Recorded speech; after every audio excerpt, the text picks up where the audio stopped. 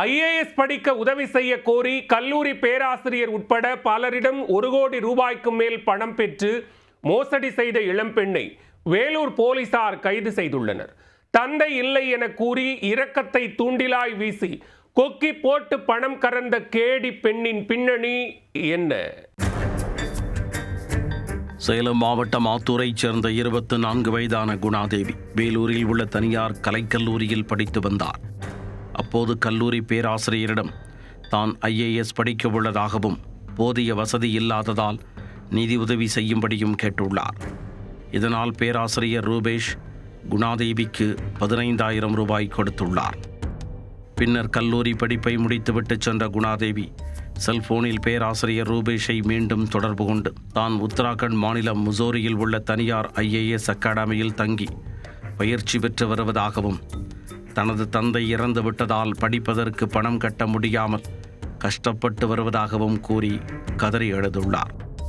கூடவே தான் இரத்த புற்றுநோயால் பாதிக்கப்பட்டுள்ளதால் உயிருக்கு போராடிய நிலையில் உள்ளதாகவும் அதற்கு சிகிச்சை பெற பல லட்சம் ரூபாய் தேவைப்படுவதாகவும் கூறியுள்ளார். இதையெல்லாம் கேட்டு கண்மூடித்தனமாக குணாதேவியை நம்பிய ரூபேஷ் உடனடியாக 15 லட்சம் ரூபாயை அந்த பெண்ணுக்கு அனுப்பியுள்ளார். மேலும் குணாதேவிக்கு உதவி செய்ய வாட்ஸ்அப் குரூப் ஒன்றை உருவாக்கி பலரிடமும் இருந்து சுமார் 54 லட்சத்தை வாங்கி கொடுத்துள்ளார். அதில் பேராசிரியர் மட்டும் குணாதேவிக்கு 70 லட்சம் ரூபாய் கொடுத்துள்ளார். இது தவிர சோசியல் மீடியா விளம்பரம் மூலம் சுமார் 10 லட்சம் ரூபாய் வரை குணாதேவியின் வங்கி கணக்கிற்கு செலுத்தியுள்ளனர். இந்த நிலையில் குணாதேவி கடந்த சில மாதங்களுக்கு முன் ஐஏஎஸ் பயிற்சி முடித்துவிட்டதாக கூறி அவரின் அடையாள அட்டையை பேராசிரியரின் செல்போனுக்கு அனுப்பியுள்ளார். அதை பார்த்த பேராசிரியருக்கு சந்தேகம் ஏற்பட்டது. சம்பந்தப்பட்ட பயிற்சி நிலையத்தில் உடனே விசாரிக்க குணாதேவி என்ற பெயரில் யாரும் படிக்கவில்லையே என கூறி அதிர்ச்சி கொடுத்தனர். அது தொடர்பாக கேட்டபோது இளம்பெண் அலட்சியமாக பதிலளித்துள்ளார். அப்போதுதான் இளம்பெண்ணின் மோசடி வேலை பேராசிரியருக்கு தெரிய வந்தது.